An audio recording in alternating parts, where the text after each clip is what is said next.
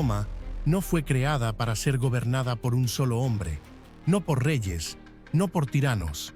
El último monarca, Tarquinio el Soberbio, aprendió esta lección cuando el pueblo lo expulsó para siempre. La corona cayó y en su lugar se alzó algo nuevo, algo nunca antes visto en el mundo. Una república, un gobierno del pueblo, para el pueblo, o al menos para aquellos que tuvieran poder para tomarlo.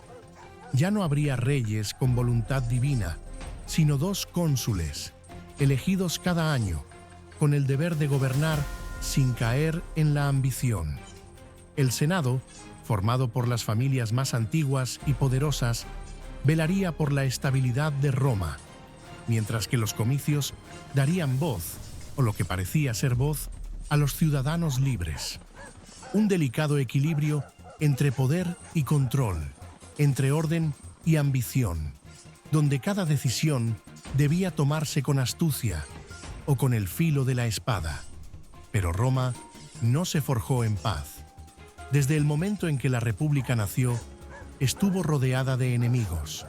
Los etruscos, humillados por la caída de su influencia, anhelaban recuperar su dominio.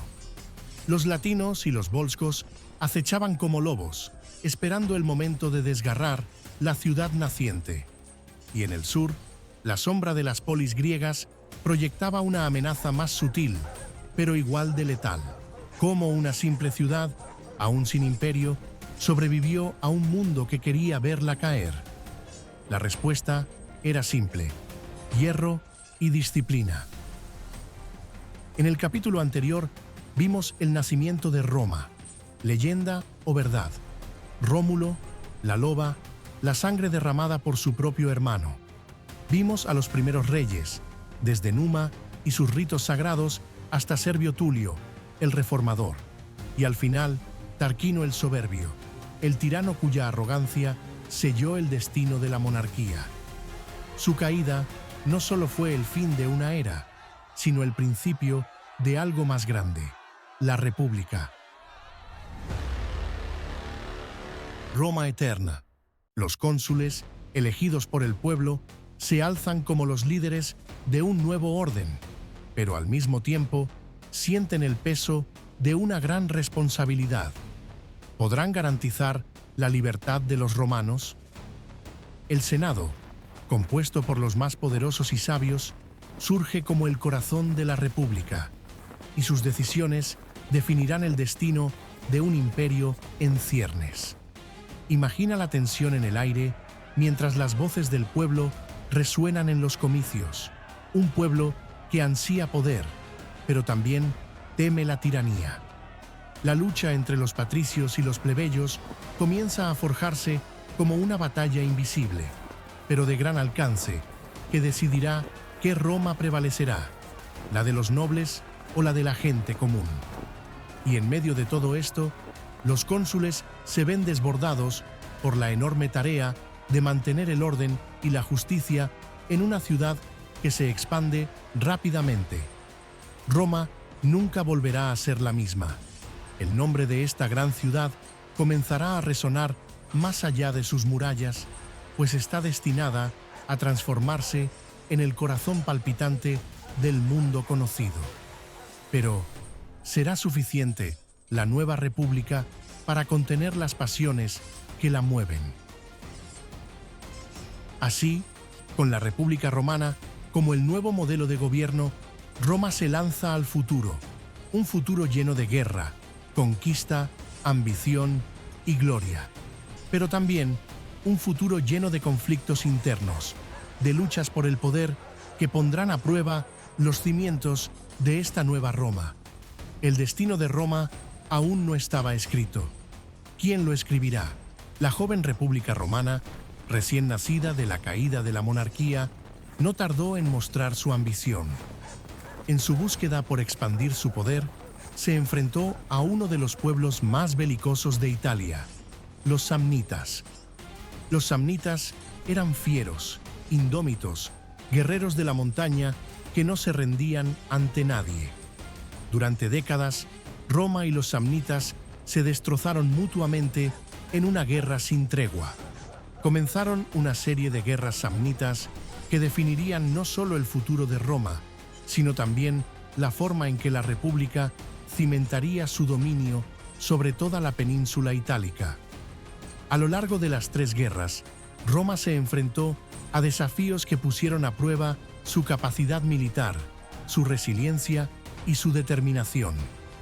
En la primera guerra samnita, Roma demostró que, aunque joven, su ejército era formidable.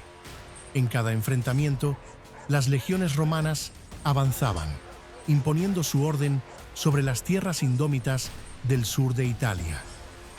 La Segunda Guerra Samnita fue aún más intensa. En esta guerra, Roma se enfrentó a tácticas astutas y guerreros implacables. En las llanuras de la Campania, cerca de la ciudad de Caudium, los ejércitos romanos marchaban, confiados en su fuerza y en la invencibilidad que, hasta ese momento, habían demostrado. La joven República Romana, en expansión, había tenido éxito en sus campañas anteriores y no dudaba de su superioridad. Pero el destino, como siempre, tiene sus propios planes. Los samnitas, pueblos montañeses guerreros, eran conocidos por su tenacidad y habilidad en la guerra. Y ahora, en el corazón de la Campania, les tendían una trampa mortal. El consulado romano había decidido marchar hacia el interior del territorio samnita, confiados en que su ejército podría poner fin al conflicto de una vez por todas. El comandante romano, Cayo Poncio, encabezaba una fuerza de unos 40.000 soldados, que avanzaba con la certeza de una victoria inminente. Los samnitas, bajo la dirección de su líder Gabio Pontius, habían elegido el terreno con una astucia sin igual. En el paso estrecho de las Orcas Caudinas, un desfiladero en la región de Caudium, los romanos fueron rodeados por el enemigo. El terreno, angosto y difícil, dejó a las tropas romanas atrapadas en una situación sin salida. ¿Cómo pudo Roma, tan poderosa y confiada, caer en tal trampa? La respuesta está en la astucia de los samnitas y en la arrogancia de los romanos. La batalla no fue como las otras. No hubo una lucha cuerpo a cuerpo en la que los romanos pudieran usar su superioridad táctica. En cambio, los samnitas, con su aguda comprensión del terreno, cercaron al ejército romano, bloqueando sus rutas de escape. No quedó otro remedio. Los romanos fueron forzados a rendirse. Lo que vino después es uno de los momentos más humillantes en la historia de Roma. Los soldados romanos, derrotados y humillados, fueron obligados a pasar bajo el yugo. Una tradición en la que los prisioneros, después de rendirse, debían pasar por debajo de una lanza cruzada, una humillación total. Imagina el eco de los pasos de los soldados romanos, desnudos, forzados a arrodillarse ante el enemigo, mientras la lanza era levantada por los samnitas como símbolo de su derrota. Luego, las legiones de soldados avanzaban lentamente, marchando por el campo, atravesando ciudades hasta llegar a Roma. Completamente derrotados, sin armaduras y sus espíritus quebrantados, avanzaban desnudos, humillados en su dignidad, cargando el peso de una derrota en la cual no hubo enfrentamiento. La humillación no solo afectó a los soldados, sino a toda Roma. Los comicios y el Senado romano fueron convocados de urgencia, y en un acto de sumisión que resonó en toda Italia, Roma tuvo que firmar una paz vergonzosa. Se vio obligada a pagar una gran indemnización y devolver los prisioneros samnitas. Pero Roma no estaba dispuesta a ser humillada para siempre. Esta derrota, que podría haber destruido a cualquier otra nación, fue en realidad un trampolín para la República. En el fondo de esta humillación nació la determinación de no ser vencida. Poco después, Roma resurgió con una furia renovada. Reconstruyeron sus fuerzas, cambiaron su estrategia y lo más importante, aprendieron a no subestimar nunca a su enemigo. En la batalla de Aquilonia, los romanos derrotaron a los samnitas decisivamente y su dominio sobre Italia se consolidó. La derrota de las Orcas Caudinas, una de las más humillantes en la historia de Roma, fue la chispa que avivó el fuego del poder romano. De esta caída, Roma se levantó más fuerte y más unida que nunca.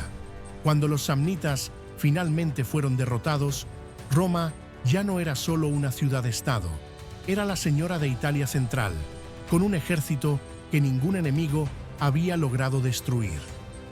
Sin embargo, la península aún no estaba unificada.